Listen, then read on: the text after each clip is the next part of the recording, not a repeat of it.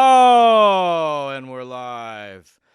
We had some problems with the Awesome Jew live stream for some reason. I don't know. It always freaks me out right before I got a show, and the live stream kind of fidgets a little bit. Starting today, I tried to get Facebook, but I'm still working on the Facebook links, guys. If anybody's like really good with Facebook, I'm having the toughest time getting my Facebook linked up to my eCam servers. And I know there's a lot of technical people out there, maybe not at 9 in the morning, but if you see this later on in the evening and you want to help out, DM me and let me know if you can help get this Facebook problem fixed. It's like a technical glitch going back from the eCam servers to the Facebook. But then we'll be on Facebook, guys. And then Meta's cooked. Oh, hold on. Wait, folks. Instagram is very funny. You have to like go back into the Instagram app and then click go live in order to start your broadcast. But the end of persecution is over. Well, now we're dealing with shadow bans. But we at least have our platform back.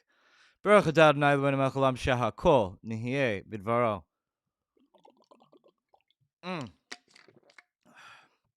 So like always, please go to the super chats.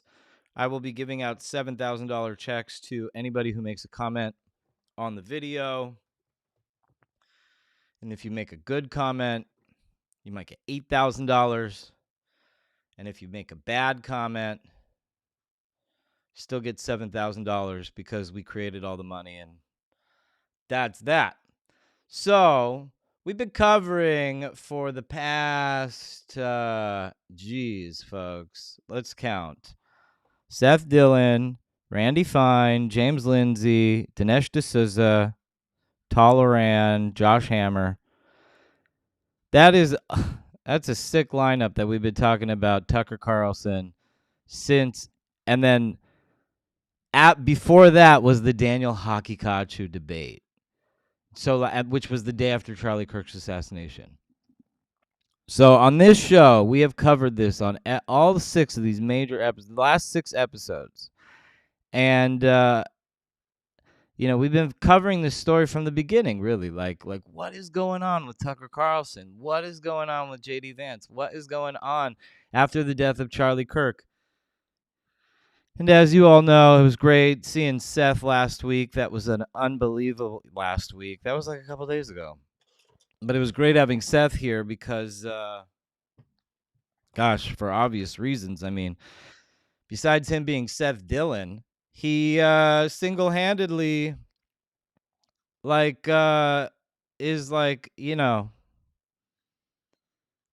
the main guy in the Candace Owens plot, second to Josh Hammer and myself. And it's absolutely crazy that I'm even on that list because there's only 3 that Candace says we're in the Hampton Summit. That it's almost as exciting as making the Care Hall of Fame. When I made the Care Hall of Fame, I was like equally as excited as the. I mean, I wasn't excited, but I remember I was outside of Jamba Juice when it happened. And Candace wrote my name that I was a part of the plot to kill Charlie Kirk with Seth Dillon and Josh Hammer. And immediately I was like, where am I? Anyway, so Seth was here last week. My new friends, Seth and Josh. Thank you, Candace. But that's the grift of the lie. They openly lie and then they get away with it. They suffer no repercussions. It's on to the next. Such a consequential lie. And Bridget Macron is suing her and some other people. Everybody's like, sue her. She put your name. It's libel. But I'm like, is that what, how do you, the main problem is not what Candace Owens says. The main problem is that everybody just keeps glossing over everything and going right back at it. So anyways, we're here to try to address the main problems, and I don't know if a lawsuit's going to do that. Chucky Schumer, which we will get to. I definitely want to cover the Chuck Schumer debacle. probably cover that with my guest when we have her come on set. We got Sloan Rachmuth today. It's going to be really exciting. I don't know if you guys all saw, but the vice president not just retweeted her. The vice president attacked her. Oh, I have to send this link to somebody. I promised them my Rumble channel for this episode because this episode was so consequential to them. And but yeah, the vice president of the United States of America is attacking this woman. And I think it's kind of interesting. You know, it's like, and like we could look at this from like a million different perspectives. But like just the fact that like it's about, you know, Tucker and Nick and anti-Semitism is like probably like the first perspective that I would take on it. And live now. Texting all my Mossad handlers so they know what I'm doing. That's so funny. Anyways, but yeah, he texted her and I was thinking about it like didn't like first of all, I don't want to say like this like in Trump version 1, I think that's the reason why Trump is not tweeting about like Rosie O'Donnell or Colin Kaepernick or any of that. Trump's done with that because it bit him hard and it left a mark. But JD Vance, even for that reason alone, like just by tweeting anything creates a problem. The defense of Buckley Carlson, the public has a right to know who Buckley Carlson is. We already saw Big Balls get hired over from Elon Musk, you know. And he's like a groiper. And there's other groipers. And Nick Fuentes is publicly talking about his groipers in the White House. On his stream all the time. His guys. So these are real questions. And why is it so upset? Why is it so upsetting to like the Republican establishment to like just say, hey, this guy's like an undercover Democrat. Like he publicly supported Kamala Harris, like his America First. They call it America First. And they think, oh, just because they call it, it's like America First. It's like such a trans thing. It's like we're America First, you know, like with their chicks with dicks all over their thing, you know. It's like, come on, you're like trans at the same time, you know. You're America First trans groiper anons, you know. And then the anon thing is like a whole nother thing, Shema Yisrael, you know, because it's like anons, like we care so much about like their opinion, but they don't even care enough to put their own face to their opinion. And thank God today Elon Musk or whatever the powers that be, thank God that they put up the where everybody's country's from. They probably reached out behind the scenes to like the controversial. I still can't get like the really controversial ones, like the ones that have like a say so in American politics for some reason because they have big X accounts. So everybody gropes on Ian Miles Cheong, but has no problem with that woman Lupus with lupus all over her face. So God bless God. He gives us show after show. And I love what I'm doing, folks. But more importantly, I love what I'm doing in my real life. This is a public reminder to have a life off of the internet. And there's an episode where I actually take you into my real life. It was last year. I went to a conference for work and I brought you guys with me. And other than that, like, you're just like, no, talk about the Jew thing. And I'm like, yo, guys, seriously? Not to mention the 2 laws I've made in this country that people like to gloss over while they're like, did you, Adam King, kill Jesus? Yeah, like, he did, folks. Salem witch trials. Jerusalem witch trials. It's so funny. Anyways, I like doing this. I have a lot of fun, and I get to meet great people. And speaking of great people, why don't we bring in my guest for today's show? Great people. Not only do we have great people, we have the woman herself, Sloan Rachmuth, who's in this Hello, how little are you? Twitter battle with the vice president. Sloan, welcome to the Adam King Show. How you doing? I'm doing great. Doing very well. How about you? Uh, I would say couldn't be better, but you can always be better. That's You true. can. Yeah. I listened to this speech last night on the way home from my lab, and it was like, I'll tell you, I saved it to my Spotify, but he says this one line over and over again. These four words, I am the source of abundance. And I was like, just totally with that. I mean, like, it just totally like stuck to me. And the way that he said it too, it was like the power of manifestation, like how to manifest your life. And it was, yeah, 72-hour shift in consciousness. I found it. And it was just like this old lecture from like the fifth, Neville Goddard, the guy's name is. And he says, I am the source of abundance. Say these 6 words all the time. And it like got in my head. I was like, wow, you know what? There's a big life outside of the internet. That's for sure. Yeah. Yeah. Perspective. So, Sloan, you are a DC investigative journalist. How would you describe yourself? I did some background research into you. I also did some background research into you on ChatGPT, which was very interesting. We should read through it because it seems like maybe there's some algorithmic opposition to you out in the universe. It didn't read so favorably. But we have mutual friends. Laura Loomer said you're great, and other people are always talking about you on the internet, and you're so kind, and you get involved in so many different things, and then the vice president decides to vilify you, right? Like, what happened? I mean, I your guess is as good as mine. I mean, it's just the entire situation is weird, and what makes it so bizarre is that I never tagged JD Vance in a post. So I have a Right. relatively small account. Yeah, I mean, I have a small account because He name I searched himself and then requoted you. It was right. like a psyop or something. Yeah, it was really weird.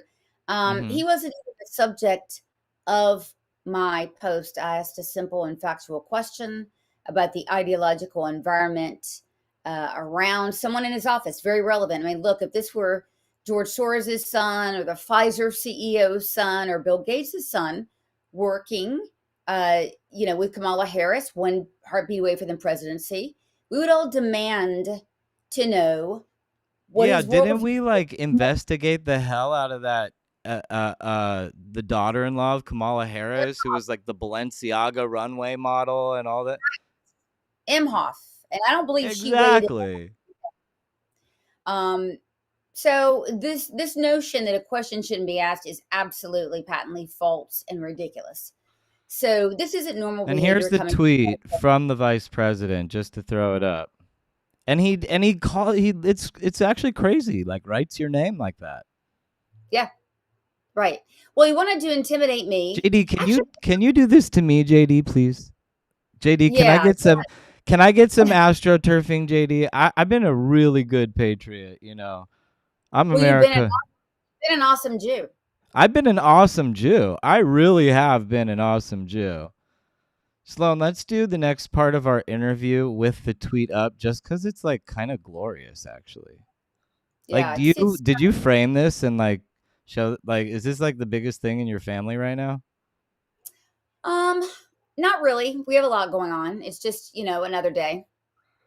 I think it's incredible. I mean, like, to be called out by the vice president of the United States is just like bragging rights for the rest of your life. I mean, congratulations, first of all. It's like really being in the club. And here's the tweet. It's just so crazy. So Yeah. today we learned that Tucker Carlson's brother idolizes Nick Fuentes. True. Buckley Carlson, the Uncle Buck. Racism and anti-Semitism is a Carlson family trait. Yes, we see the brothers both like anti-Semitism. Tucker's son Buckley, who serves as JD Vance's top aide, also a vile bigot. Very relevant question to ask, am I right? Let's read your Yeah. whole tweet. America deserves to know how deep the Carlson's family's ethnic and religious hatred runs. That's true. Does it stop with Buckley? That's a very fair question. And the Vice President of the United States of America, folks, Nick Fuentes' Palantir Peter Thiel, Mossad agent, says Sloan Rachmuth is a journalist who has decided to obsessively attack a staffer in his 20s because I she made does. one post. So the vice president is lying, but go on. I'll say your name again just because you're in like this moment of glory. Like this name is like so glorious now. Sloan Rachmuth, the glorious journalist who J.D. Vance decided to publicly astroturf, is a journalist who has decided to obsessively attack a staffer in his 20s because she doesn't like the views of his father. Every time I see a public attack on Buckley, it's a complete lie. And yes, I notice every person with an agenda who unfairly attacks a good guy and who does a great job for me. And that's the real. There's a couple things I want to dissect in his tweet. The for me thing, you Yeah. know, We there's didn't know. one thing. And then also, Yeah, that we don't also know. raises questions. Sloan, before we get into the all out, food fight in the cafeteria, um, my first question about this is like I say this on my show all the time. Why do we have such young people as staffers for such senior positions?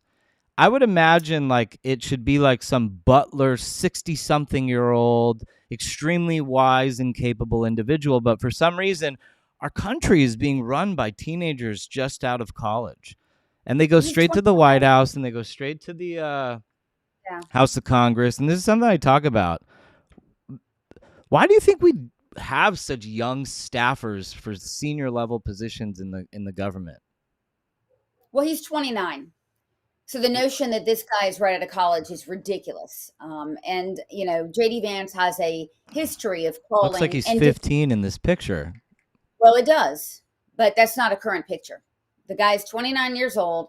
We do know our vice president has an affinity for defending young men and calling young men who are 35. We know that from the group chat brouhaha, remember, with the young Republicans, that anyone who's under Hmm. 40, this a male, is a young man, can do no wrong, and will get a complete Well, and how old is public, JD Vance? don't know. I thought he was like 39. I don't think so. Let's do a quick search. I am going to. Let's do the audio chat GPT. How old is JD Vance?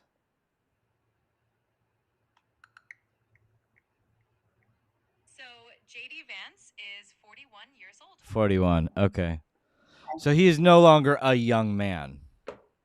Right, but for him to call others, think about this. You're in close proximity in age to a Yeah. 29-year-old, and you don't call him a boy. I'm That's going this hiking with my friend on Sunday, who's a 34-year-old young man. It is kind of weird, right? Like it is like a little bit like really. who are you? Like who are you? Like what are you? I It's a don't very know, weird thing. but look, I just want to say this: we don't elect leaders to protect their bros. We don't do that. We elect leaders that will protect all American people, especially minorities.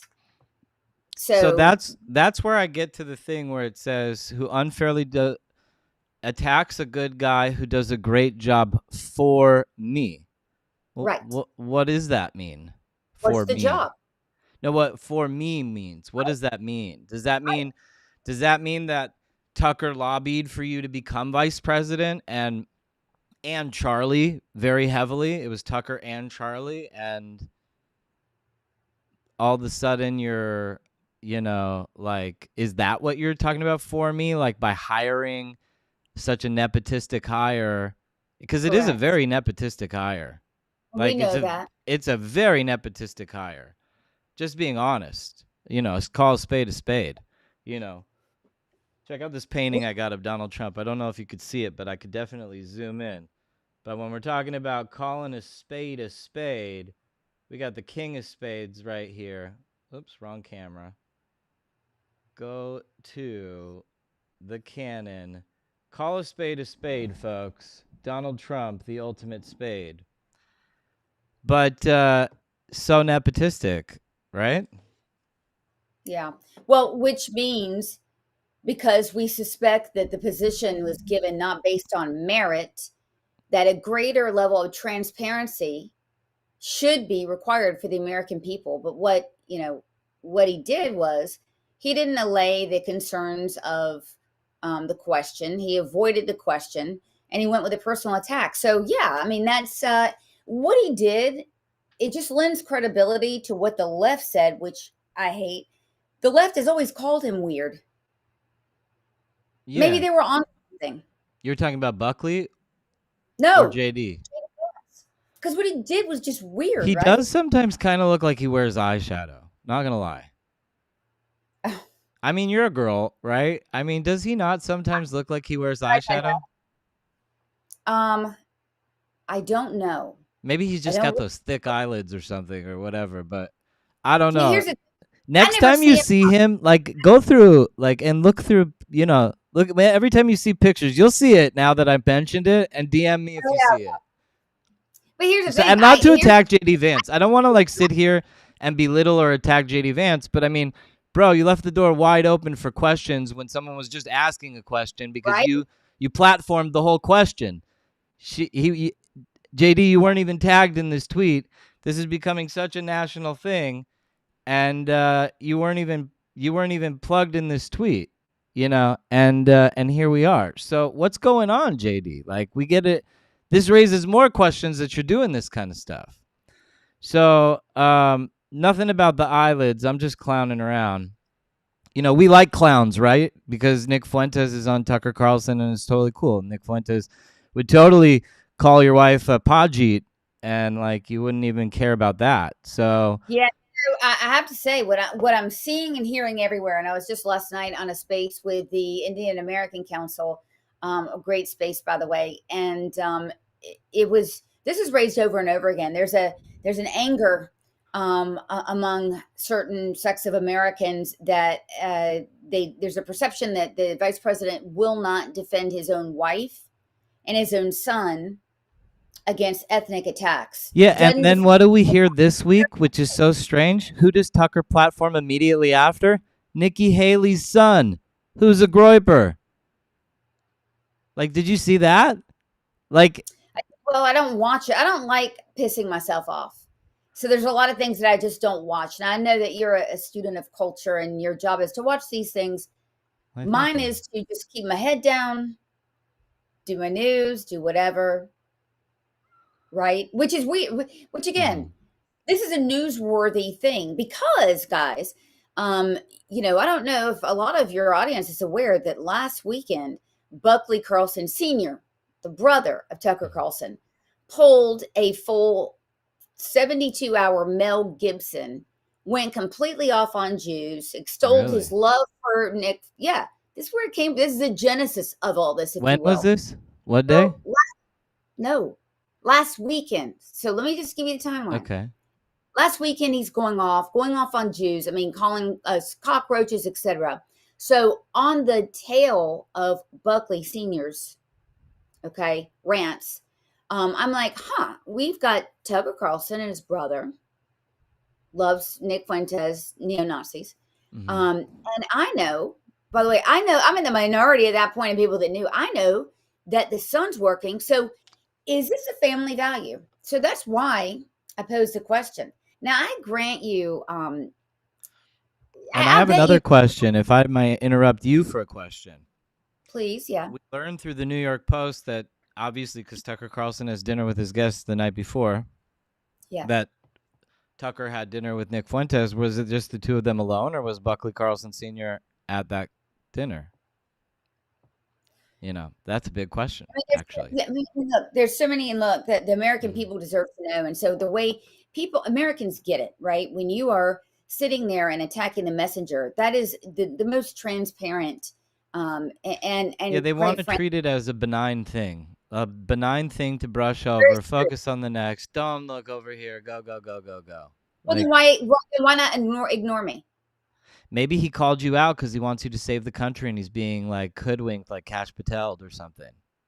I'm here for it. I'm here to save the country at Maybe your he's service. being Cash Patel'd. That's my new word for it. If you're like stuck up, and like the deep state has you or something, they're saying like, Like blink three don't times. That move was or else this person gets it. right. It's called being Cash Patel'd. Okay, I wasn't aware of that. But look, the I way made I it see it, up. And I think it serves its place because if you see Cash Patel in some of those press conferences, maybe it's just his face. Maybe he just isn't good under pressure like that. But like he's just like the one with him and Dan Bongino, they just look like they like saw a ghost or something, And it's like, anyways. you So yeah, are maybe he's being Cash Patel than calling you out. you are very fastidious when it comes to details of people's faces. I got to tell you. I am like autistically observant like that when it comes to small detail. Okay, do I I will look say. okay? Let me ask you. You're better than a mirror. Do I look okay? Sloan, I like looked you up. I was like, this woman, who is this hottie? And then I found out your age is public because of your arrest. And I was I, just like, oh my God, she's older than me. That's crazy. So I was like, don't even with that. yeah. Well, So like, but the clean, truth good, is, clean I living. mean, Good, clean living. good, clean living. Yeah, And good genetics, like good Ashkenazi Rachmuth. That's like, that's that right. sounds very, where does that come from? Austrian. Austrian. Do you Hmm. know like Sloan is also like a really old and name that like people don't get called anymore. You know what I'm talking about, right? Like there's very few Sloans. Have you ever bumped into another Sloan? I'm sure you have, but like I have. is it like once in a blue moon or something? It is once in a blue moon, but the name is making a comeback. I hope so. I loved that character on Entourage, Sloan. I thought she did the name so much justice. She really played a good Sloan, you know what I mean? Yeah, and Ferris Bueller, there was one there. Ferris Bueller. Yep, absolutely. And Yeah, Sloan Rachmuth, who now lives in infamy because of JD Vance. So you join, you're the only living one of the group.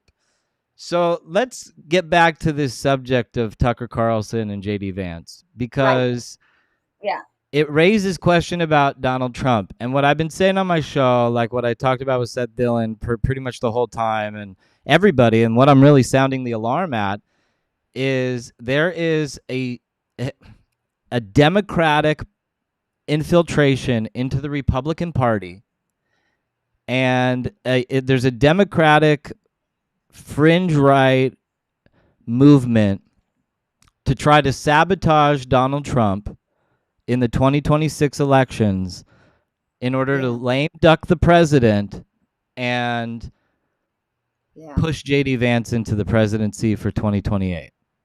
So that's their entire plan right now. And this thing with Chuck Schumer that I see going on is so playing into it. Like Nick Fuentes, the guy who they were the ones who said you censor everybody and you're not allowed, you don't even mention their names. And then they put him on the cover of the New York Times. And then Chuck Schumer's like dedicating a bill to his infamy. It's like these Democrats are playing into it because they know how much this is this is causing a fracture in the MAGA movement, which is Donald Trump. And what they want to do is they want to isolate Donald Trump from the rest of the Republican Party and create a system through Tucker Carlson and JD Vance where Donald Trump is basically on ice for the next 2 years. So in 2024, when we won, I was thinking in my head, 12 years. Oh my God, we got 12 years. We got Right. 12 years. And then now I'm just like, we didn't even get two. And then it's like the same Peter Thiel deep state that like Nick Fuentes hates publicly with Palantir Mhm. is now using Nick Fuentes to stop Donald Trump in 2026.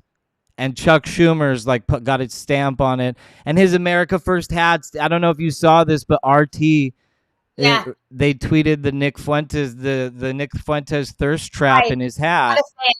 Not a fan.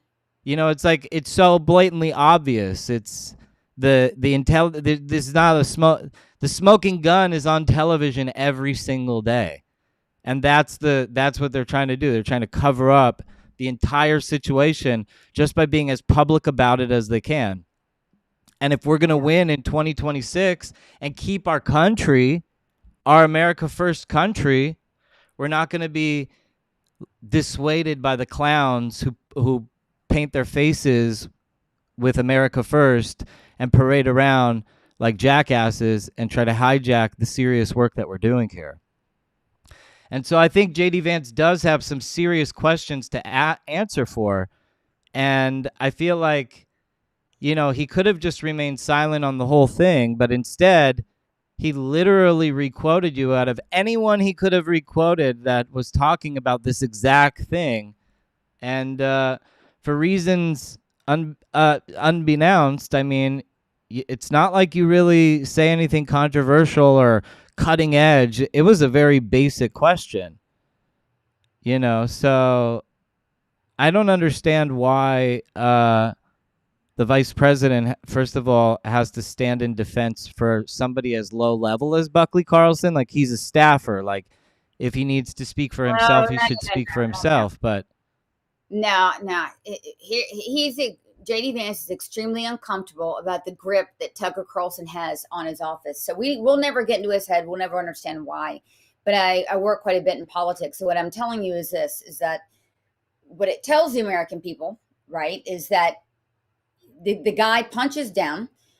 He punches down an awful lot on women and Jews in particular. He attacked me, Dave Roboy, and then a guy from Rebel News, a JD, please Canadian. pick me. JD, please, God, have JD pick me. Hashem, please let him pick me next.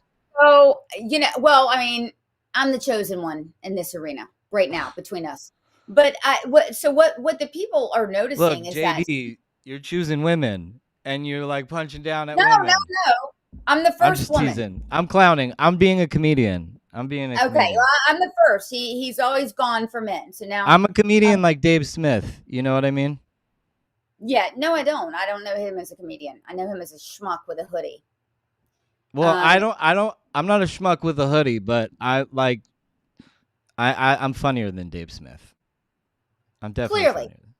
clearly, yeah. Here's the point. And I Yeah, really okay. try at comedy too. Like sometimes I even do skits, but that's rare. Anyways, go on. Well, the fact that this is going to be pulled down into the midterms is a fait accompli. We know that that's going to happen. In other words, I don't care if you're running for dog catcher on the Republican side. They're going to make sure that Nick Fuentes and Tucker Carlson are such household names that even local candidates will not be able to escape the smears that are coming. And, I mean, I guess the objective is what we follow your thesis along is that we lose the midterms. But I can tell you this: JD Vance won't get 35%, but 35% of the vote. There are not a plurality of voters that will vote for that. In this country, there are not donors Not at who all. will. It completely wins to the Democrats. Completely, Yes, utterly wins and cedes the government to the trans agenda. It's a like thousand. done. Yes, Another auto pen. It's the auto pen. The auto pen wins. That's what. there's no way. Yeah, Yeah, there's no I way agree. in my mind that JD Vance can win a plurality of votes in America. Americans Mm-mm. just will not vote for this. I don't care what side they're on. And donors, if you look at it this way, 27% of donors on the state Mm-hmm. on the federal level are Yeah, Jews. And then evangelicals are another yeah. one. So I can tell you that I've spoken to leaders in both. And they seem to be out. Jews are definitely out at this point after this conflagration. they're out. And so you cannot run a campaign out of a mud hut. You've got to have a lot of money, especially at the federal level. So you mentioned Peter Thiel, but I don't think he even has the money to singularly support a candidate, right? So yeah, I mean, I think I've come to your thinking that JD Vance is trying to make it so that Republicans, and I didn't think so before this happened, but I guess I would believe it if someone were to say that he's trying to make us lose. Yeah. So,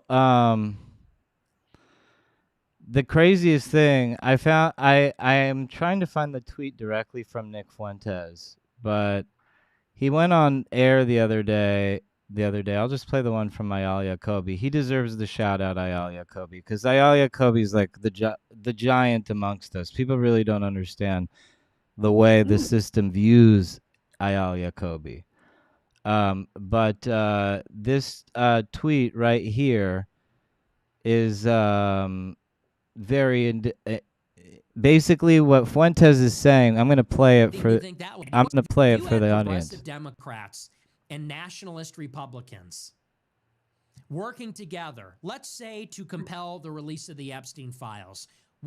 Like Chuck Schumer, progressive Democrat. Let's listen to that again. Listen, audience, listen carefully. If you had progressive Democrats and nationalist Republicans working together, let's say, to compel the release of the Epstein files, what kind of approval rating do you think that has? 90%?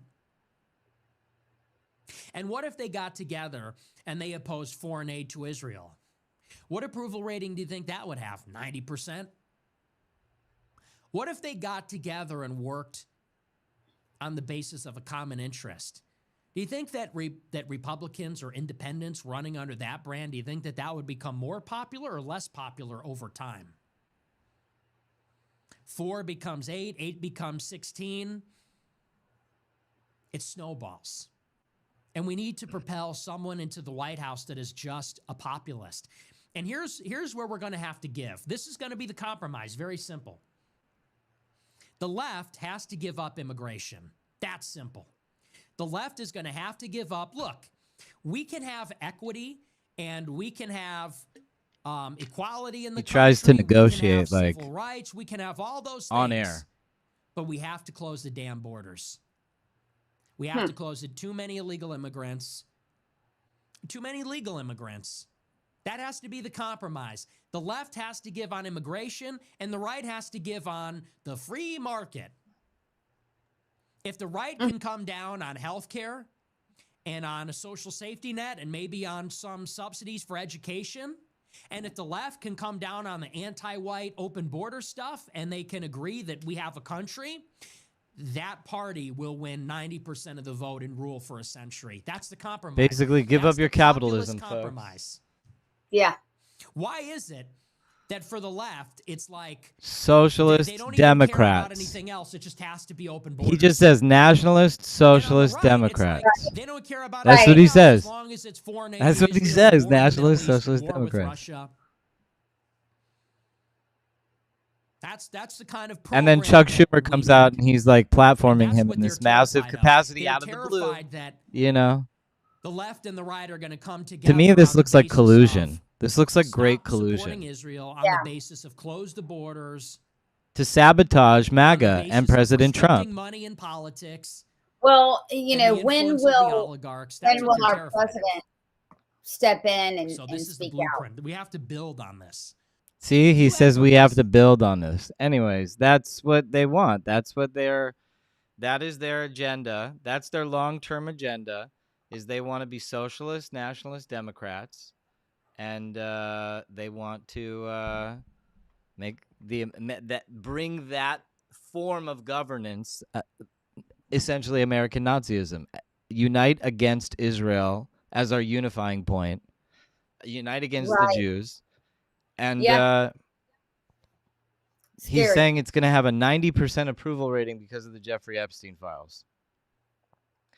It's like he's almost using the Jeffrey Epstein files for his own advantage at that point, you know. And that's why this tweet with the president, the vice president with you, this is why I reached out to you, because it was like, to me, it was just like, what the fuck is this? You know? So, Very telling that he put his, you know, he put his blue hat on. mhm. JD Vance, you're saying. Yeah. Yeah. You're Because, saying that your yeah. tweet was him putting the blue hat on. Well, here's why. Because clearly in this party, we have a civil war. We've known that for at least the last couple of months, right?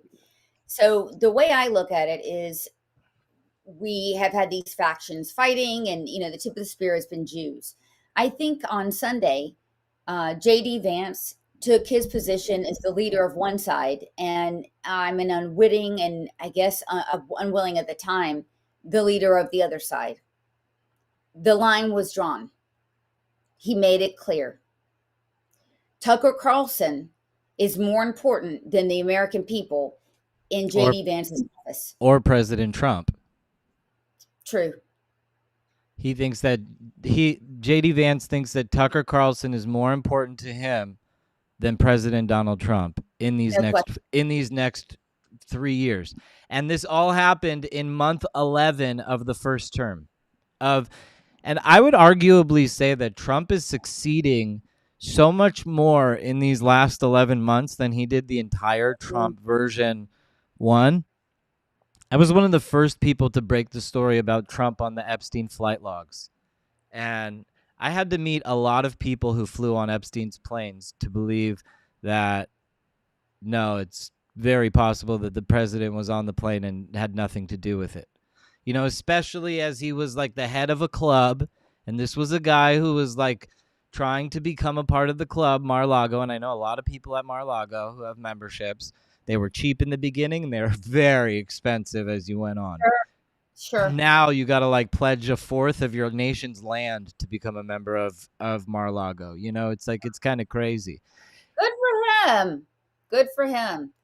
So this is a big deal. Like the Tucker JD thing is almost in a certain more broad sense. I don't want to say it, but treasonous to President Trump. And as an American person, I have a right to ask that question, especially like when all day long I'm accused of all the sorts of things, and like Yossi, the falafel stand maker, is like accused of genocide, and his falafel stand is in New York City. You know what I'm saying? Yeah. We get accused of the craziest stuff. Right. Anti-Semitism's through the roof. Why would we not ask a question like this to the vice president? Of course. It needed to be asked from every circle. I mean, I've had literally probably over 1,000 people reach out to me, and people very, very high places. I was in DC all week and talked to people. I mean, there's no one with any substance that has been critical of what I've done. There's everyone who sees JD Vance in a different light. And then, other Americans who are just kind of rank and file people are terrified. They're really scared. They're really scared about what this says to them. It is. It's a turning moment. And, just like forgetting about who they are, they're our employees. And so as Americans, we always have like this thing, like we have the ability to demand questions. And to be frank, I would want to ask Usha Vance this question. And I would want to put it out there for any journalist who ever gets an interview with Usha Vance in the future, even since they're calling out to socialists and the ultra, fringe trans crowd on their thing.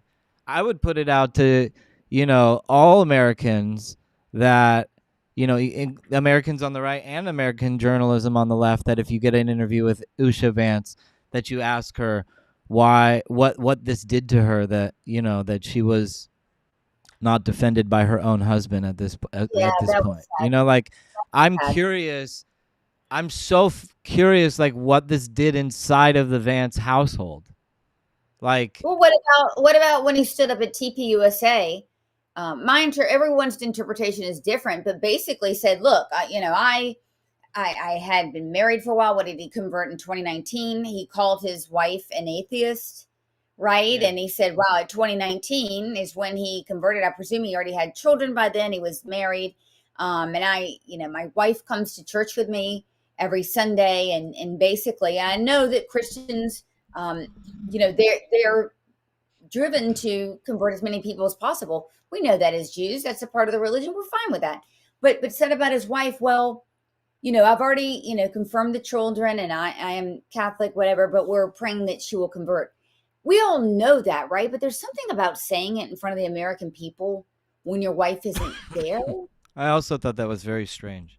You know what I mean? I Yeah. mean, so and by the way, I hear this all the time, and I can tell you the Hindu community Yeah. flip their shit.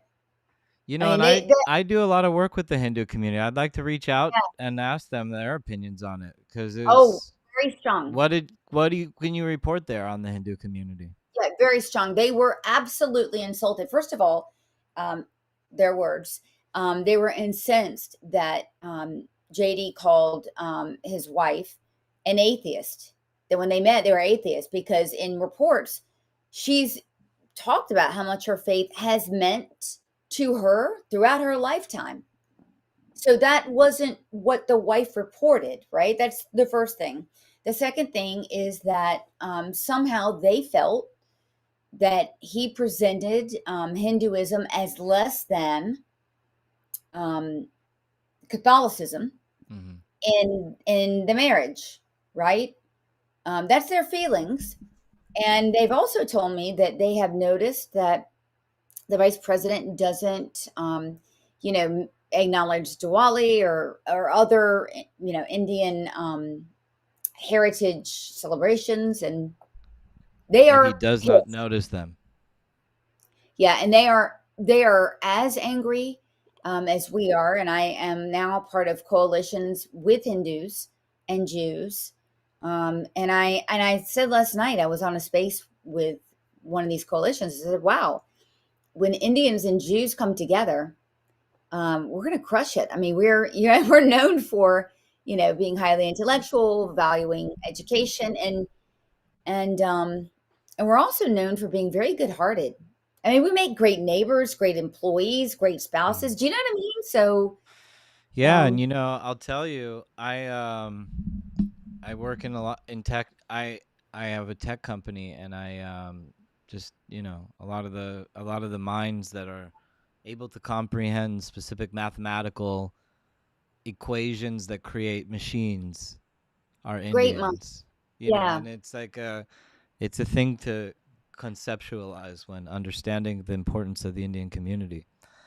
And that's why I understand the HB1 visa thing too, because at least it brings it to America. I'll give you an example. Like right now, I'm making this machine, and you can't get the parts in America. It's just unfortunate. But if you make these parts in America, every piece of the machine is a custom part. So if you make the machine in America, the cost of the machine is like out of the roof, 4 times as high as if you make it right. overseas. I can't give numbers because then I'm giving away confidential information from my company. But essentially, the to make specific parts, computer chips, all my computer chips come from India. They just have the best deals. Yeah, of the Yeah. labor, like assembling PCB boards is really what the labor is. You know, and so yeah, and they get product out to me shipped. And I always think to myself like, oh, should I trust India? Because of all the craziness out there. But they're the ones who ship the quickest. They're the ones who get the job done the quickest. They usually come in at the lowest prices. And Yeah. I've had to get a lot of PCB boards made. So, India definitely has a service. And like, imagine if we could take that talent that's in India and bring them to America.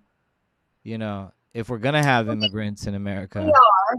Right. I mean, And that's the there. concept of the HB1 visa, really, is like the concept of the HB1 visa is to like simplify things that get in the way of production and specifically domestic production.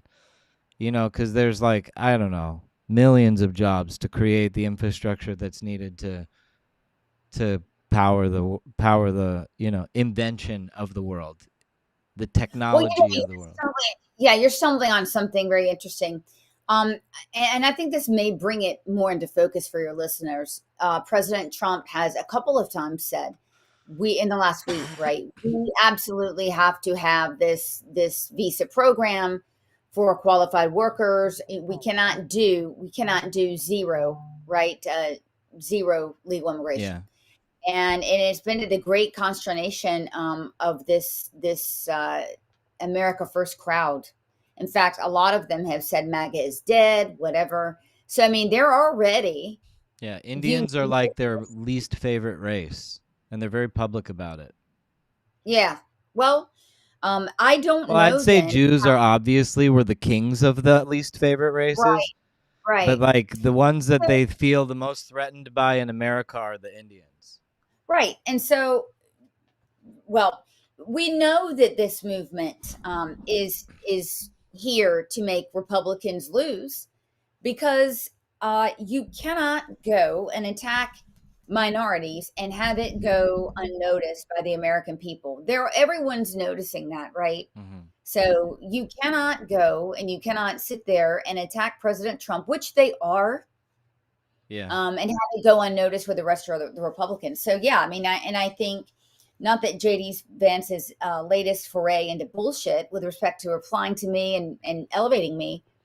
Um, I I do think um, I do think that JD Vance causes problems for Trump because you don't see the guy anymore after the antics he pulled with the Ukrainian president who came.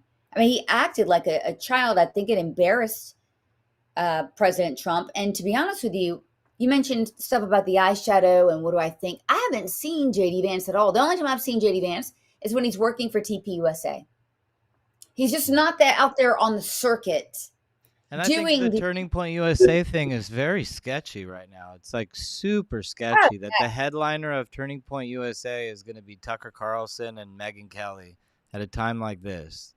It like really is a massive investment into the future of the Republican Party. And there's, at Amfest is it's a very weird thing, to be honest with you. I remember yeah, I last year Amfest, the thing that I right. remember most, I'm not even going to say. It was just, but that was when that was when, Charlie Kirk was alive. What do you think about the Turning Point event coming up? What do I think of it? No, I just think it's devastating. I think to continue to associate with Tucker Carlson and Megyn Kelly is devastating. And I hate that TPS USA may be an organization where maybe I don't want my children to go to their events, right? I mean, is this going to be another SJP? It kind of sounds like it, but here, look, here's some JD Vance eyeshadow pictures. Oh my.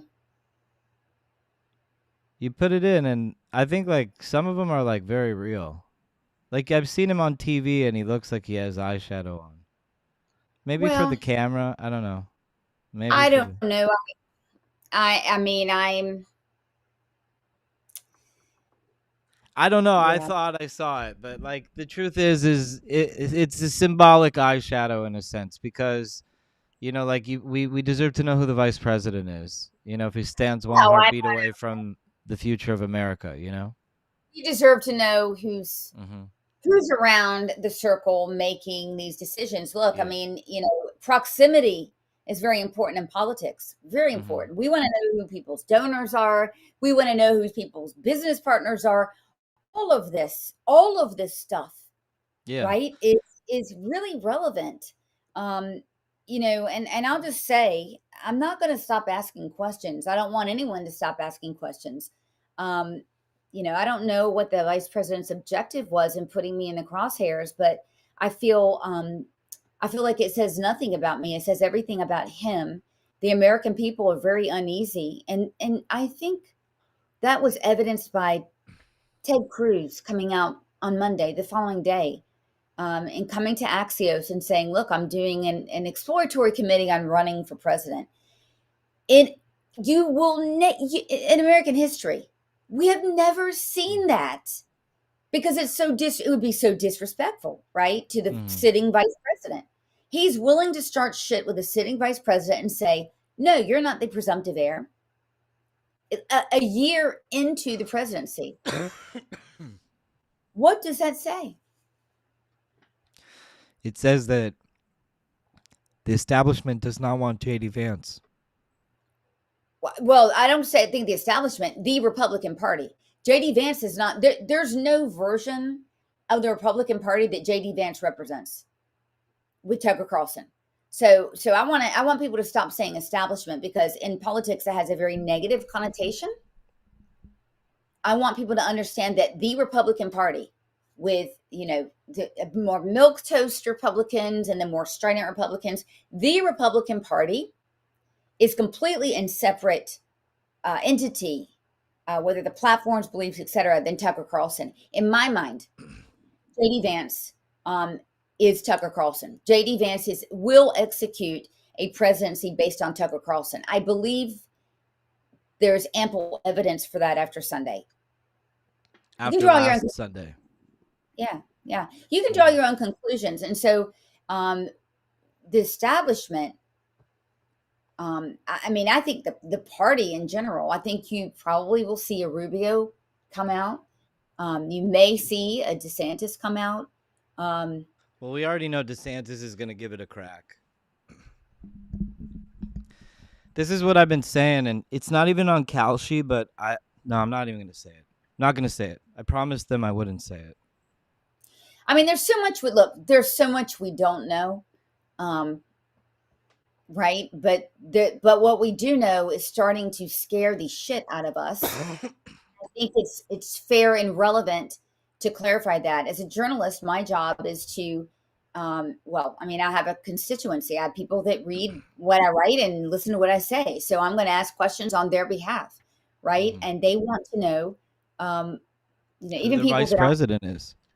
well, yeah, even people that aren't Jewish, they understand there's a civil war. They want to know why. It's because of Tucker Carlson. It is because of Tucker Carlson. Tucker Carlson Network. The Tucker Carlson Network. Right. And why is he counter And heritage? it's bigger than Tucker Carlson, though, because the truth Yeah. is, like, Candace Owens is still the #1 show on YouTube, the #1 show on iTunes. You know, she's like constantly at the top. There is an element inside of the system that wants this to happen, that wants this. And this has come from institutions like YouTube, which has traditionally been left. I wasn't even allowed on YouTube. They just recently gave me my account back, probably because I made such a fuss that Candace Owens gets a YouTube, and she is falsely accusing me of being a part of this thing in the Hamptons. And at the same time, I can't have a YouTube, and so I got my YouTube back. And now we're streaming to YouTube, but it's like always shadow banned over there. So something deep inside of the institution wants this. Interesting. Yeah. You know, it's much bigger than what Tucker Carlson is capable of. I think Tucker Carlson Network is actually a really dubious, weird thing because I don't understand the business relationship between Tucker and he took that guy from the 1789 and he took his money, and then him and his college roommate bought him out, and now the Tucker Carlson Network is owned. It's a 50-50 split between him and his college roommate who And we know that Heritage funds them, and so does Hillsdale. yeah, and I'm wondering why nonprofit organizations are paying for a media company to exist, and like what's that about, and that was a really strange thing too with the Heritage Foundation. Like, why did they even have to get involved the way that they did? And then they also kind of like astroturfed public comments on it. So either they're getting Cash Patel'd or like, they're in on something big and that's nefarious to the United States. And really to the United States because the Trump agenda is the most important thing. Yeah. I really wanted to see a third term of Donald Trump. Would you support a third term and amendment of the Constitution in order to facilitate the president being able to have unlimited terms? No. I'll tell you why I believe in it. At least for now. Because our Constitution guarantees us equal powers in every office. So Congress has no term limits. The judiciary has no term limits. Why does the executive have limits? And this like constant, I'm so sick of the constant cycle. Every 4 years, really it's every 8 years, we have to conceptualize a major shift coming to America. An upending shift. It's a never-ending cycle. With a We could be in president that would be able to imagine a president that could be there for 30 years. Imagine the stability and the peace of mind that we'd have knowing that one person, the buck stopped and we all agreed at that for 30 years. That would be an unprecedented level of building and peace in our country.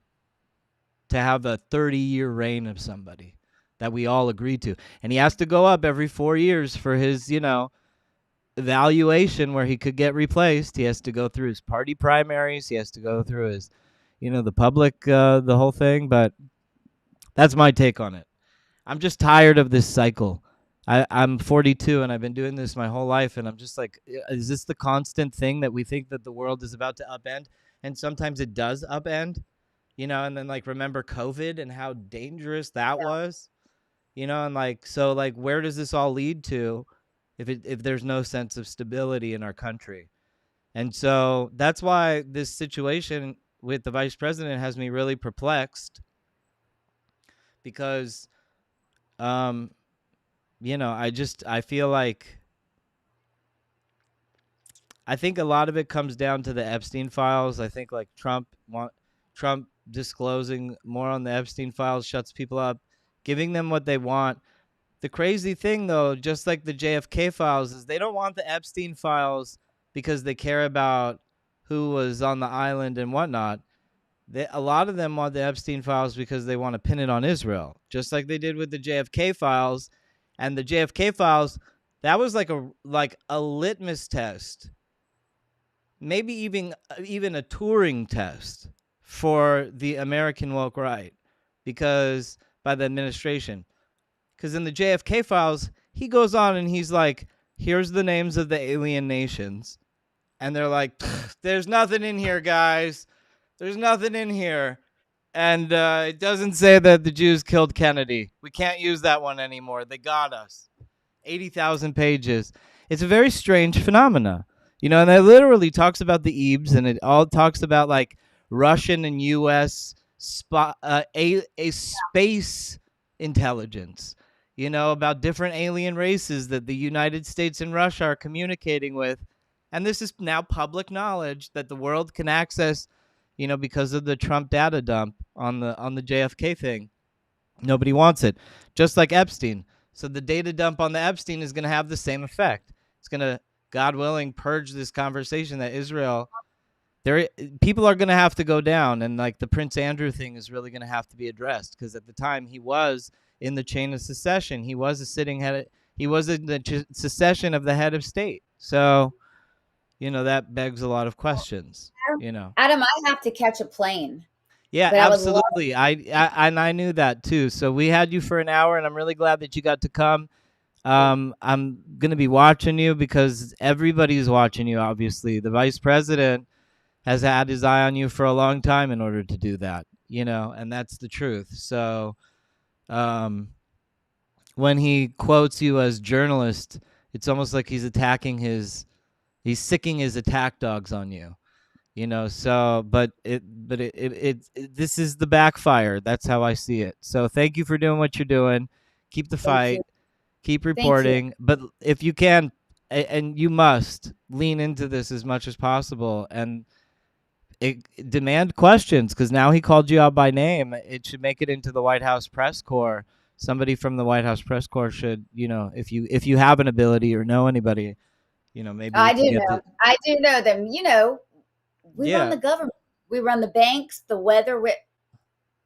I got it on lock. Yeah. Thank God I created rain today. It's so beautiful outside. I'm going to go dance in the rain. You take care of yourself. I appreciate you for coming on and handling this. You're doing a great job.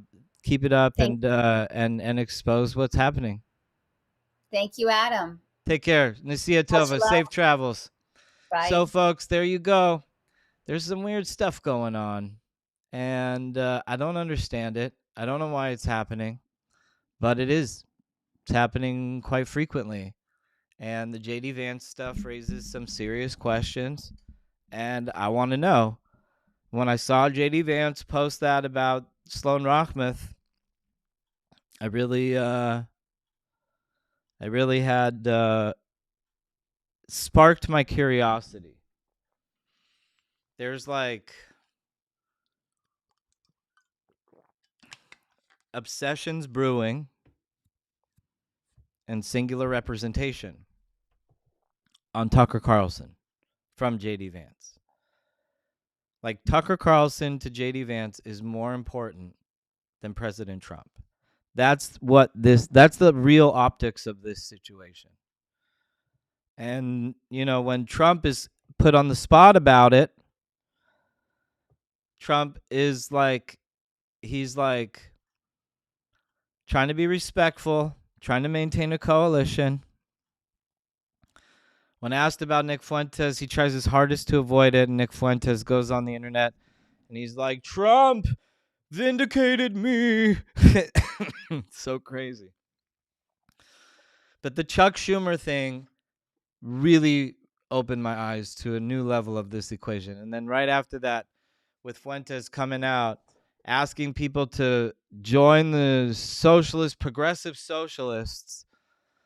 If you Republicans can just allow Drag Queen Story Hour and give up capitalism,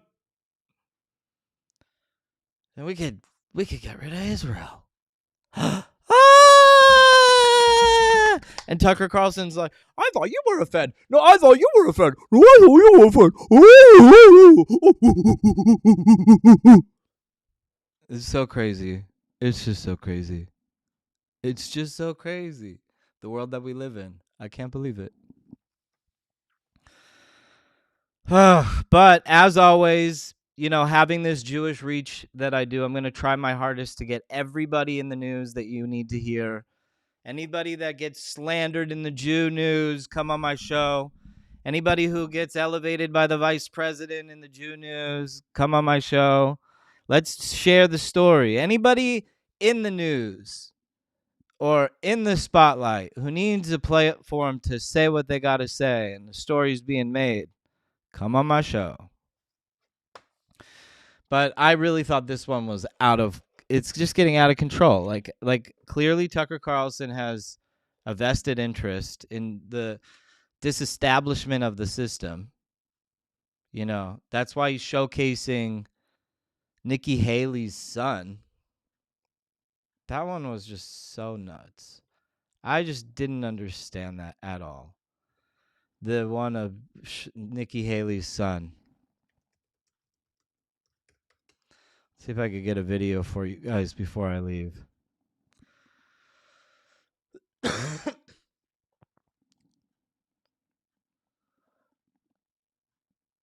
Here you go.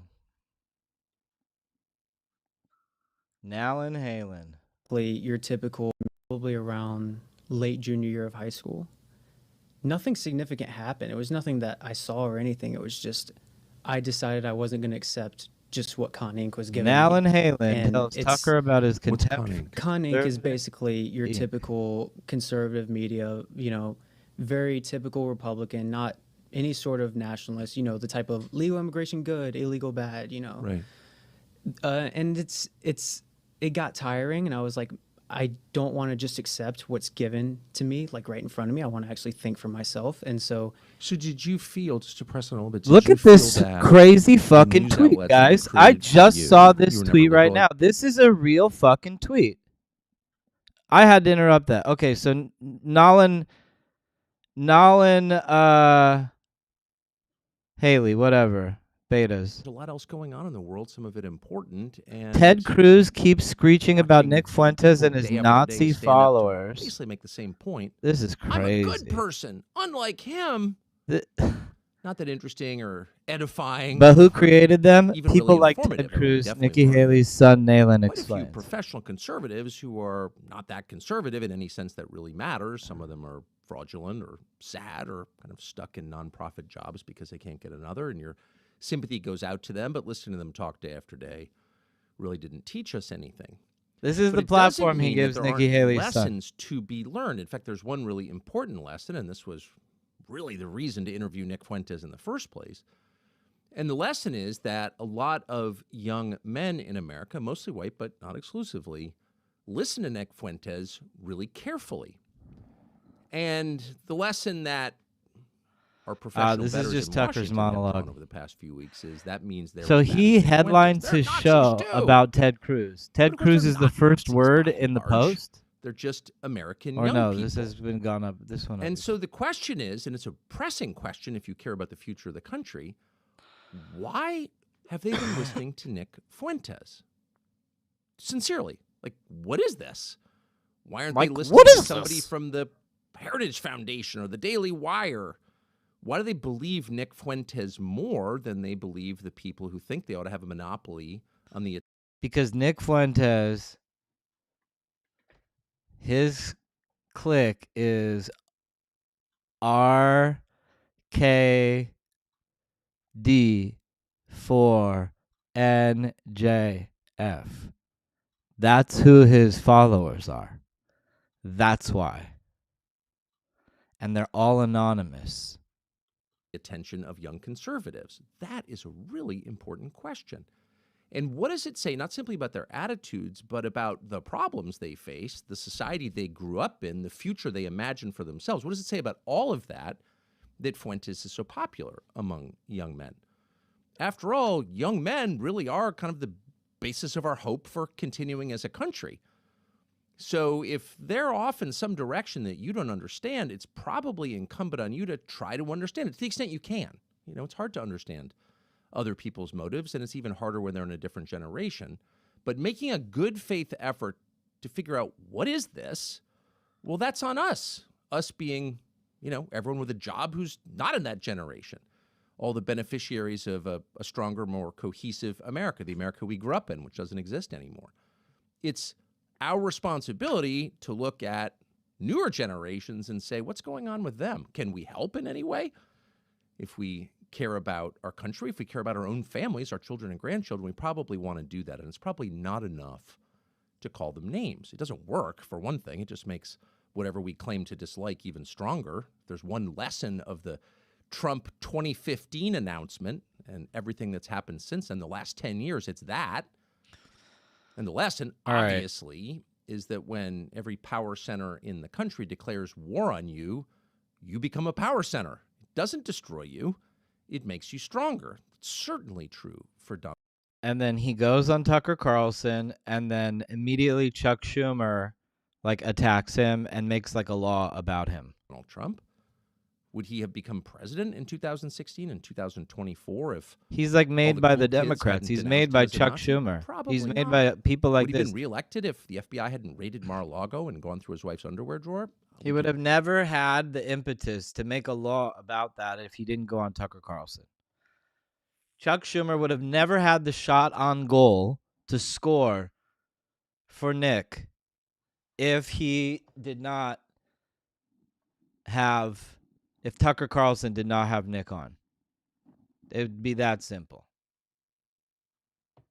Can debate it. Because Tucker Carlson had him on, that's why Chuck Schumer did the thing. If Tucker Carlson did not have him on, Chuck Schumer would have never done that thing. But maybe not. Maybe this would be the Ron DeSantis presidency. Probably. To attack President Trump. Just like, and he's talking about the Ron DeSantis presidency. To attack President Trump. Just like the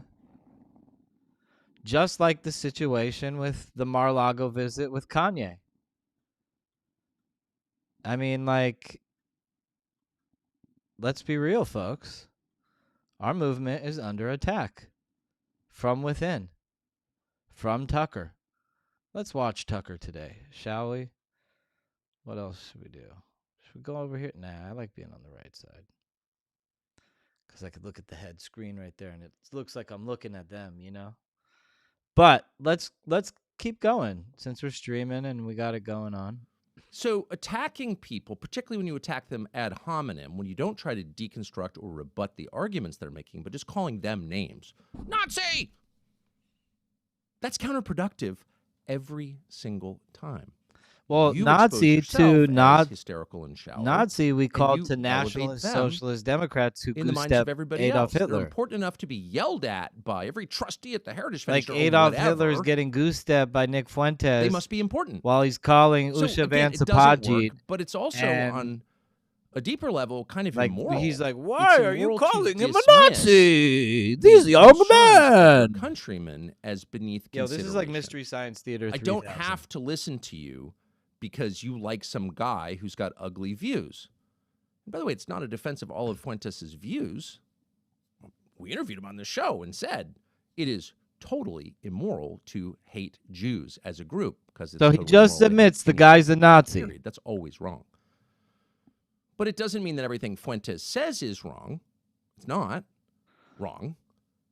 So And what is more to the what? point?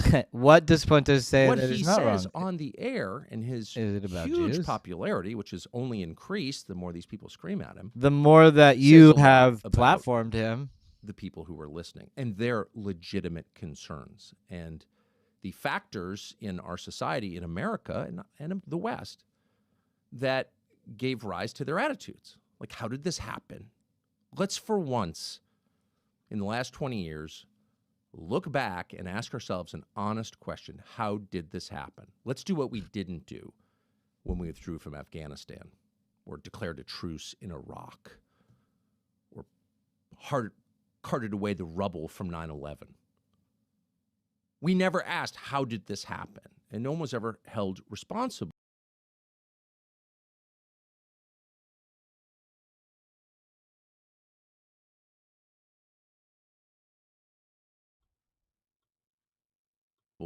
For allowing it to happen or the bad decisions. how long that is made his it happen. monologues? Not one person. And so, of course, inevitably, disasters followed disasters. Because if you never take the time to take responsibility for what you've done or even understand it, you're apt to repeat it. It's the most obvious observation in the world. It's the basis of good parenting. It's why you make your kids apologize, of course. So let's, in the case of Nick Fuentes, focus not on Nick Fuentes, but on the people who watch Nick Fuentes. What kind of world have they grown up in? What kind These of young white fucking men. gaslighting is this? Well, they've grown up in, over the last 10 years, a world that hates them. And not in a subtle way.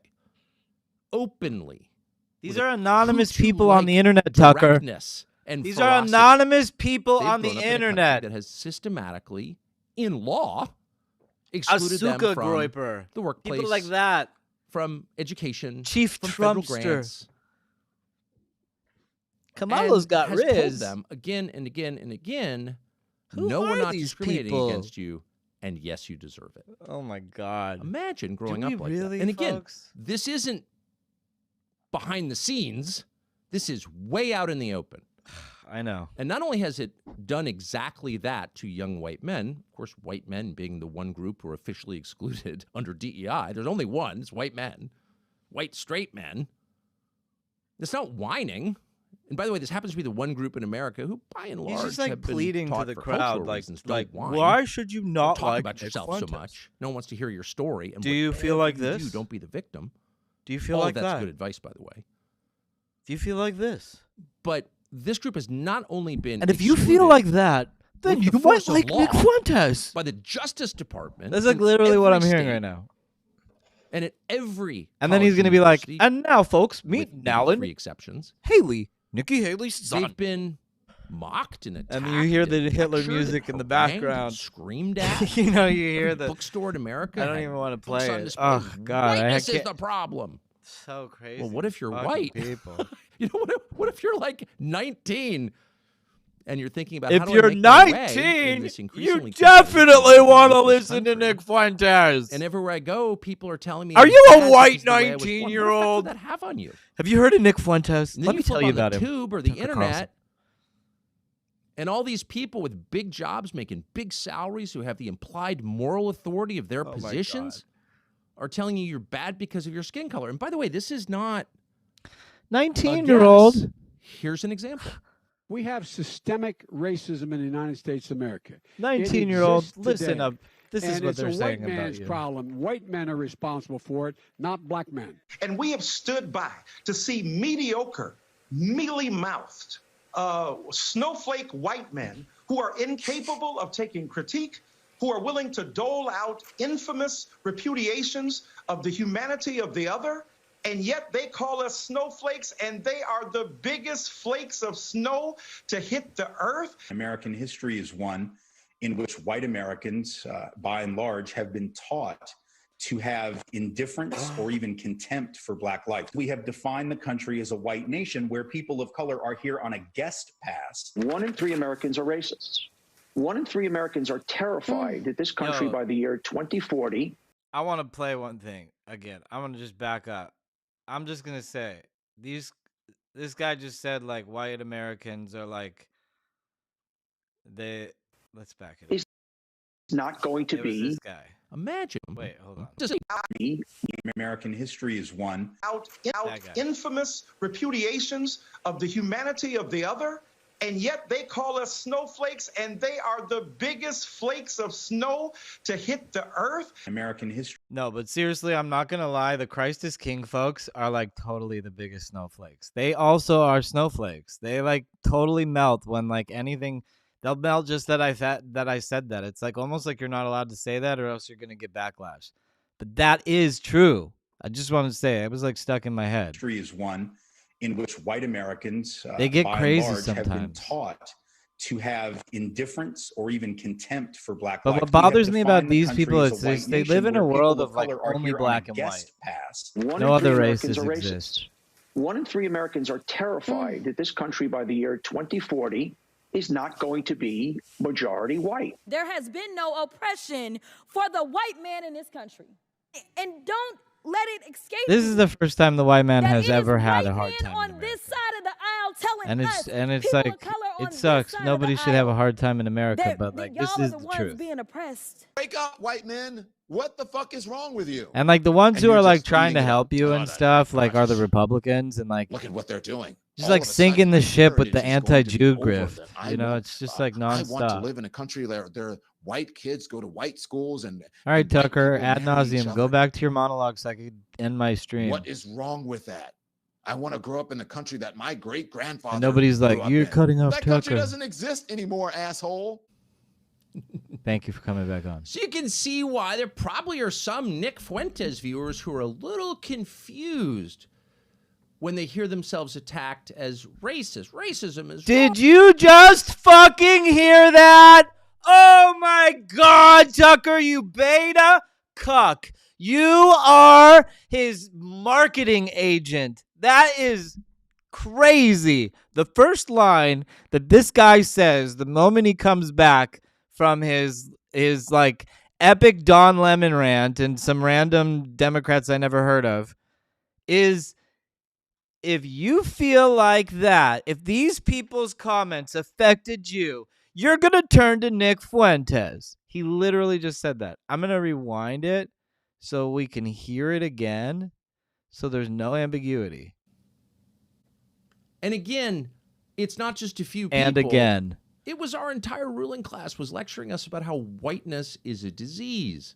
It's a plague. It's inherently sinful. It's the Go to white. when they hear themselves attacked as I wanna hear racist. laughter. Racism. Side of the aisle. You're just eating it up. Okay. Oh, my God. Look at what they're doing. All of a sudden, my heritage is going to be over. That I won't. I want to live in a country where white kids go to white schools and white people marry each other. What is wrong with that? I want to grow up in the country that my great grandfather grew up in. That country doesn't exist anymore, asshole. Okay. Watch what he says. So you can see why there probably are some Nick Fuentes viewers who are a little confused when they hear themselves attacked as racist. Racism is wrong. Did you hear that?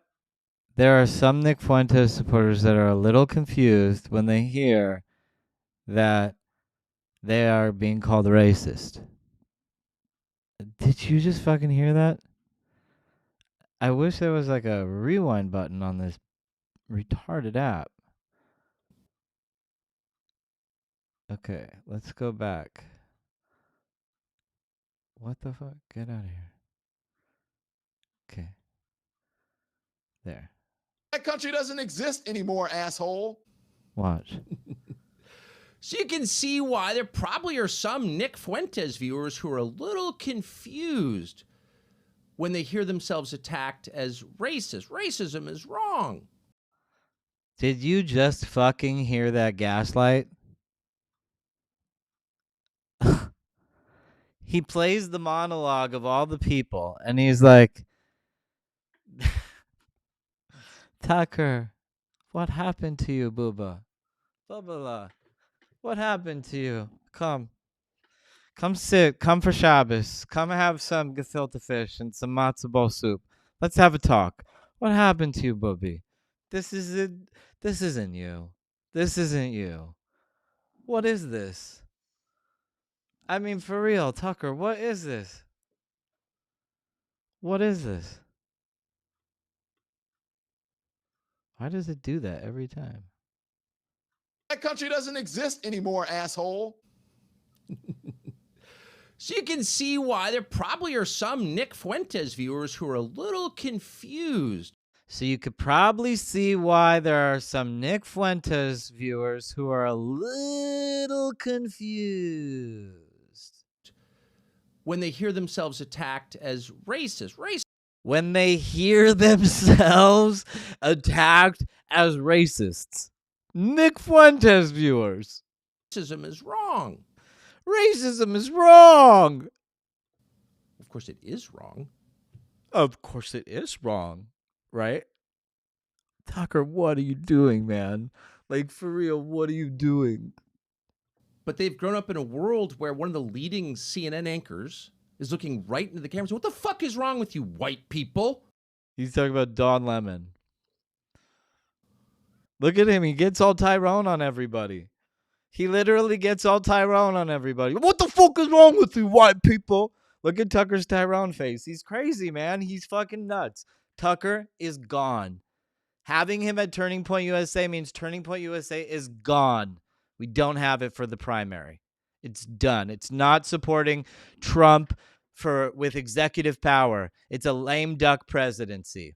This is crazy shit. Did you hear what he just said? Fuck me. Unbelievable.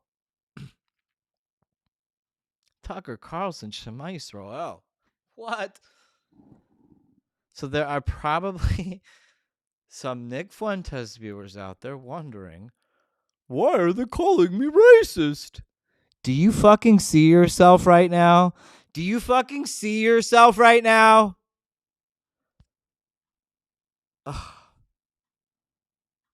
I don't even know what to do or how to respond to that. That's just like,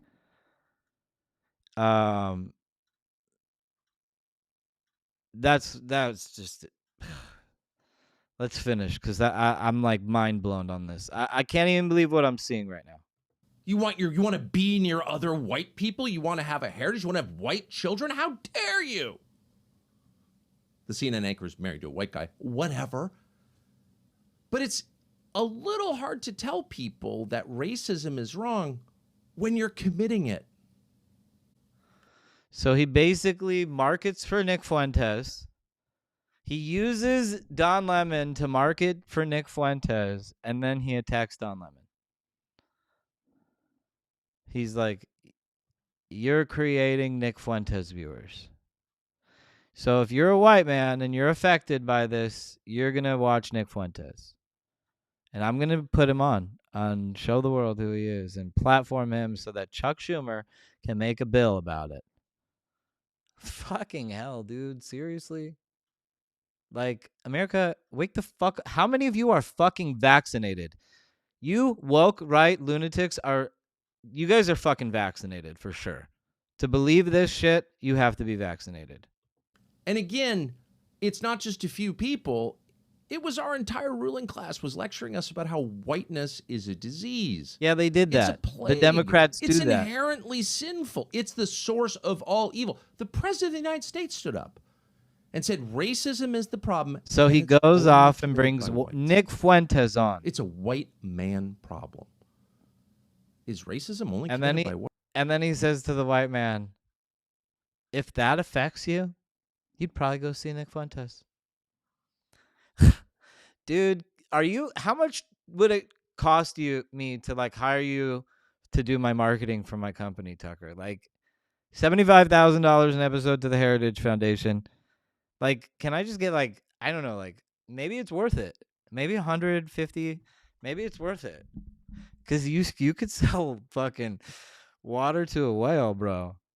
You could sell snow to an Eskimo. Damn, dude. Look at you. Whites? No. And everyone knows that. Yes. Hating other people is a human problem, one that every person struggles with, hopefully struggles against, because it's wrong. It's always wrong. Anti-Semitism is wrong. It's every bit as wrong as what you just saw. It's every bit as anti-black racism or anti. I wonder if he'll have Rabbi Yehuda Kaplan on. He's the White House special envoy to combat anti-Semitism who's backed up in the Senate, who can't get his fucking appointment passed so that he could pick up his job. Like, Jews are being attacked in this country left and right, and we can't even get a consensus to get Rabbi Yehuda Kaplan confirmed by the Senate so he can be given his role as White House special envoy to combat anti-Semitism. And he's a very special guy. And Tucker, you should have him on your show. Like, you should, like, that would, like, solve America's problems and guarantee a Trump 2026 victory. Hands down. Anti-Malaysian racism. It doesn't. And that's what we should want, right? We want, like, the whole Senate and the whole Congress, right? That's what we want, right? We're supposed to want that, right? Not lame duck Trump. Matter. Hating people. Lame duck Trump is literally giving them the House or the Senate. Fucking retards, man. People for how they were born is wrong. It's called a universal principle. This country is founded on universal principles. They apply to everyone equally. That's the promise of America. That is Western civilization. If you could sum it up in a sentence, what is Western civilization? Well, it's a civilization governed by universal principles. Everyone can be saved. No one is damned by his nature. And hating any group, because that's true, hating any group is by definition immoral. Doesn't mean it hasn't happened. It happens all the time, of course, because it's the default setting in the human heart. But we need to struggle against it. Okay, Tucker, let's see some Maybe not Jewish ban people it. come on. I'm Hard to totally ban able to come attitudes. on your Once you go down show. that road, you become totalitarian immediately. And I'm not going to chimp out say if it's you wrong. don't have me either. And if it's not wrong in every case, then it can't really be wrong, can it? If it's not a universal principle, But you should have somebody then on. it's not a principle. Even though you're going to make almost And $100,000. so And how they're can my racism be worse than your racism? Well, of course it can't. So the people lecturing Fuentes viewers for something that is wrong, hating all Jews is wrong, totally wrong, don't have the moral authority to make the case because they've been engaging in this in public and in private for the entire lifetime of Nick Fuentes viewers. So it's hard to take them. the entire lifetime of Nick Fuentes' viewers that they've been doing this white pontification thing. Bruh, I grew up in the countryside as a Jew born in 1980s, okay? I'm not going to specify exactly when I was born. Leave it to mystery. But let me tell you something. That was a white country. That was a white-dominated society. This is like the first time ever that it's not. And you're like snowflaking. And meanwhile, other people, you're like, let's question the Holocaust numbers. I got a good idea for the Holocaust deniers. Let's question the amount of black slaves there were in America. Let's do that. Let's see what type of effect that would have on the black community. No, they'd never get pissed. Let's if the white people were like, yeah, the whites didn't have any slaves, black slaves. Actually, whites only owned white slaves. Only the Irish were white slaves. And we enslaved the hell out of them. Oh, those McGinnises, they're the best slaves, the McGinnises. They make the best slaves. That's what the same thing. And they're like, oh, no, there was only like 271,000 black slaves only, folks. That's it. That's it, dude. It was like nothing. There was only 271,000 black slaves. I mean, it's like the same shit. It's like the same shit. And you don't expect a reaction when the entire premise is based on you trying to chimp out your opponent. It's like so disingenuous. Like, it's just so disingenuous. These people are just snakes. They're just such snakes. I'm serious. And seriously. Yeah, don't take you seriously. All he wants to do is make sure that President Trump does not have a House and Senate for 2026. Guys, if you want stuff passed, if you want things to be done, like the free trade and all the money and all the wealth and all the gold and all the silver, American dominance for 50 years in AI, tech giants, all this stuff, Trump's got to have the House and Senate because we need the House and Senate. We got to get shit done now. These people are not planning to do anything. JD Vance is not planning to do anything. He doesn't have any of his own ideas. He doesn't have that much experience as a senator. He's Barack Obama, but the Republican form. And Trump is now stuck with him. He's the Republican Barack Obama, the do-nothing senator that became the vice president. I can't go back. What's amazing is Nick will be able to go back with Vance, but I won't be able to go back with Vance. Someone like Sloan Rachmuth won't be able to go back with Vance. But Nick will be able to go to Vance's house and say, Mr. Vice President, your Pajit wife makes good Pajit food. I love this Pajit food. But no HB1 visas for Americans. I do not approve of this. Zero immigration and cut off ties with Israel. You know, that is like literally going to happen in a J.D. Vance presidency ruled by Tucker Carlson. But Sloan Rachmuth, this type of like coming out like this against the vice president, he's not that guy. He's Barack Obama, folks. He's looking at the global influence and the $400 million from Netflix when it's all over. You know, it's kind of a crazy situation. And the infrastructure's right there with Tucker Carlson Network. They could do it all through their press with their Brett Coopers and their Anna Kasparians and their Candace Owenses and their all their people. They have enough. That's all they want to do. They want Leonardo Joni to stand up on stage and make a fool out of herself at every single show she does. They want Leonardo Joni to make fun of like girls' ranks when she's like a 6. Like, it's so crazy. She really thinks very highly of herself. Like a 6 at best, and a 6 for a white man. Like, I would never like not be with a Jewish woman. So it's like a 6 for a white man. Like a white man would be like, you know, maybe I'd have like a black 7 or 8. That's what a white man would say over a Leonardo Joni. But her jokes are about like women and their looks. Like she's some beauty queen. It's like really these people are fucking crazy, dude. And they get like platformed and loved and everything. They get showered with affection. And Tucker literally takes on Nick. And then this is his intro. I just want to pause for a second so that you guys understand this.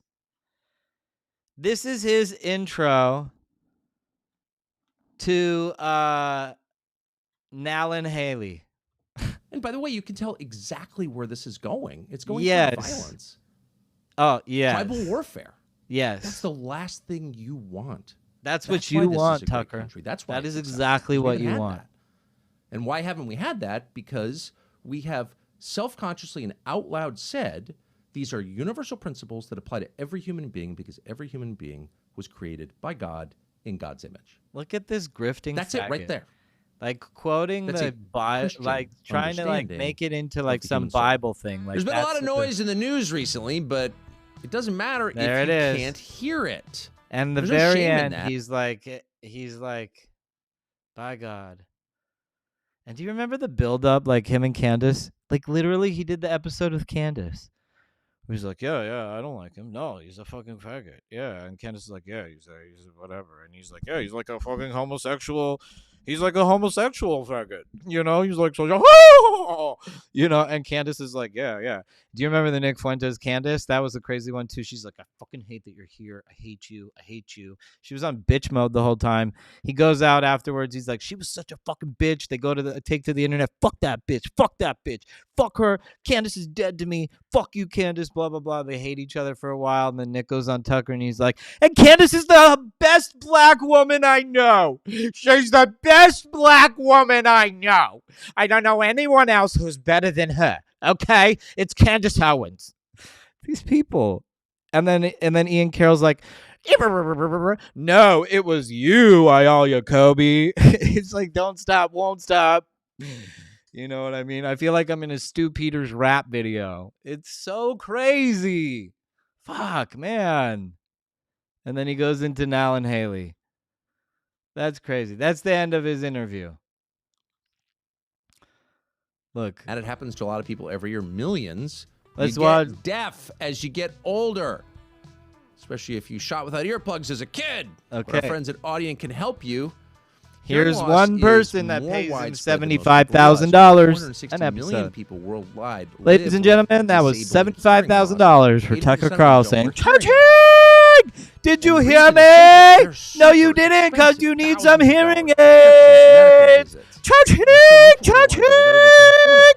Nick Fuentes, Audient cha-ching. offers FDA-compliant hearing aids for as low as $98. No prescription Audient needed, no hearing. doctor visit Do you needed. need some hearing? Available to over Because Nick 10,000 Fuentes retailers is coming in your nationwide, Walmart, ear. Walgreens. Over Brought to you by 1.5 Nail and million Haley. Americans already use the product from Audient. It has changed their Oh my lives. God. No more squinting and struggling to hear as you hear stories from people you love. Oh in a my crowded God, room. this is If the longest anything, commercial I've or you're at ever heard. restaurants, Bro, they can't hear this you. helps you They reconnect. can't hear you. Visit here. They can't hear you. You need hearing. They need hearing aids. Just shut up. Speak louder. Or you can call 1-800-453-2916. Oh my God. 800-453-2916 to learn more about how Audient can help you or someone you love hear better. You gotta be kidding me. Audient is actually launching their biggest sale of the year starting today, so it's perfect timing. Essential healthcare, the ability to hear, accessible. This is what we should have had already. Visit heartucker.com to learn more. Well, so Bill Ackman is all upset, about Nick Fuentes and anti-Semitism. Good, I agree. Wait, so he's still in his But monologue? Where was Bill Ackman when Harvard was systematic? No, because the answer to this. What the fuck? A 51-minute monologue? I assume urban people to quote our president. I asked you that question. I hate him. I really do. And touch me Can I again say there, amen Elmo. Amen. Amen. Tickle me, Elmo. Wow. What the fuck? How did you figure that out? Oh my God, you're so smart. I don't know. It's I don't know funny. why I'm so smart. Everyone in I my don't know. generation who's a I conservative don't know. It's started not out my with, mother. It's not my mother. Ben Shapiro owns SJW compilation Yes. videos on YouTube. Oh, Ben That's what Shapiro. brought it in. It's not even like Yes, Queen. the values or Yes. the talking points. Slay. Makes sense why we're leaving it, kind of, because it was never the values. It was He's just like so funny. gay. It was just rage bait, That's what drew us in. And now that we're Now like, I know hey, what wait a kind of minute, young men why is Tucker it that like. we can't talk about this thing, or why is it that we're not allowed to criticize this? Why aren't we allowed to That's talk when about people Tucker started to feel Carlson's like sleepaway summer camp? maybe this Starring isn't allowing us to see Nal and entire Haley. Right. And Nick Fuentes. When you figured that out, I was like 50. So how old were you? How old were you so when you what had is your that? first time? Turns- Okay, I can't do this anymore, guys. Fuck. This is like totally out of character. But anyways, you get my show. I'm having fun.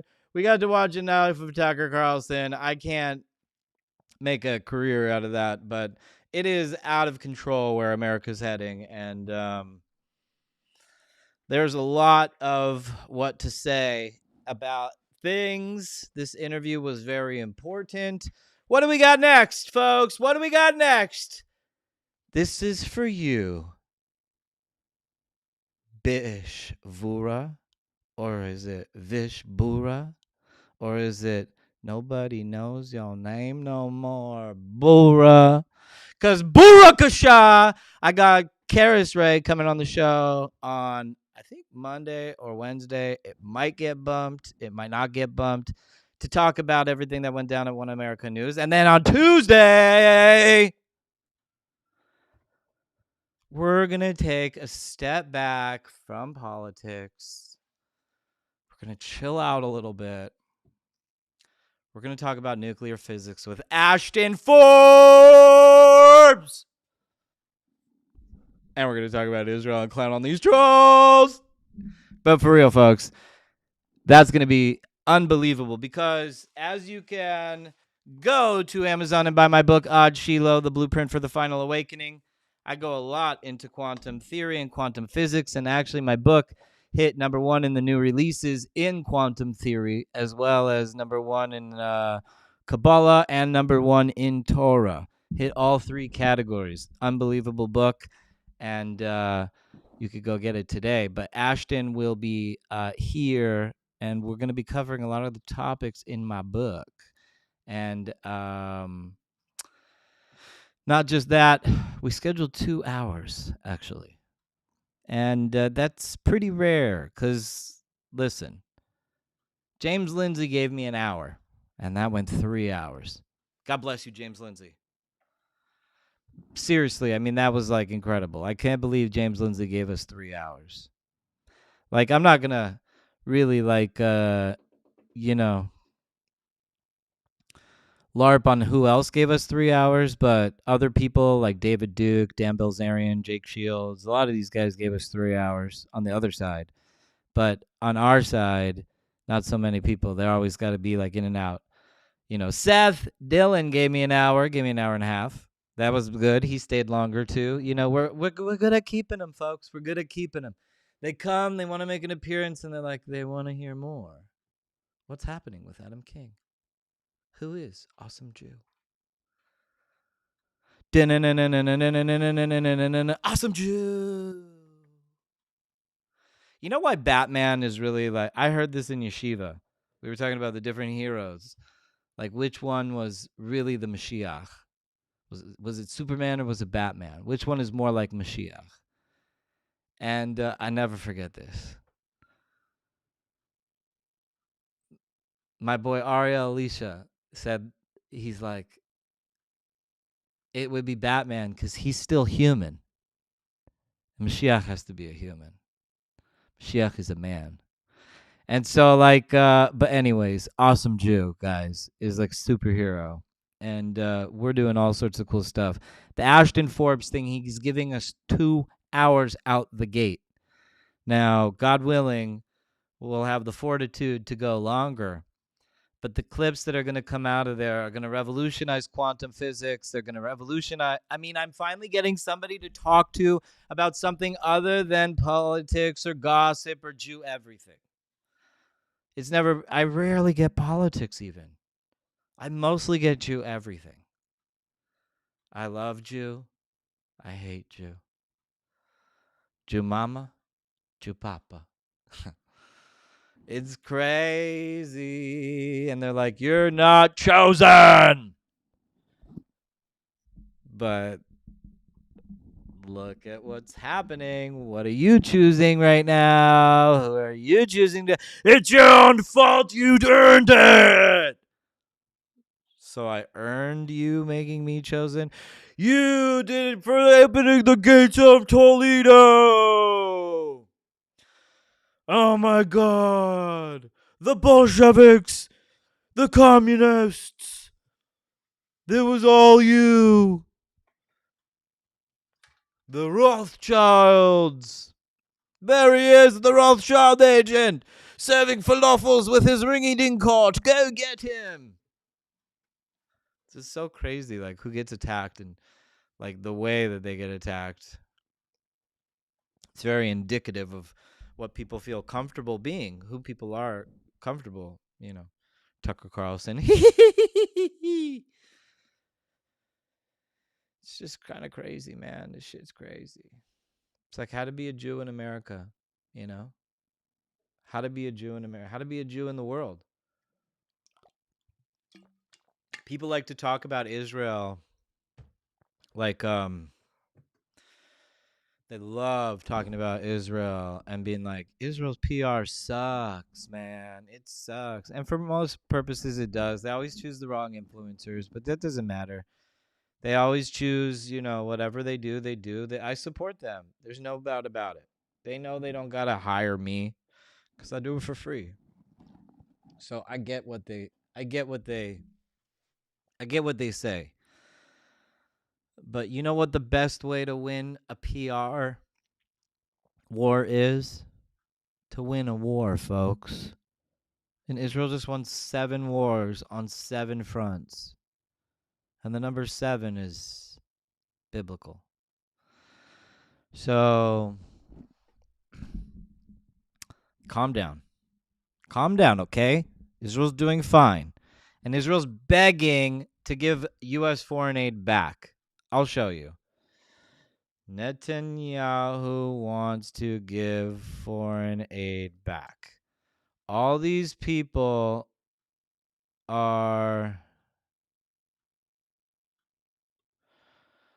So, Israel is seeking a 20-year America First security agreement. With current MOU set to lapse in 2028, Israel said trying to navigate GOP foreign aid skepticism by emphasizing U.S.-Israel cooperation. Netanyahu says Israel is looking to be more independent. Israel's angling for a 20-year security agreement with the U.S. I wonder if they could play this.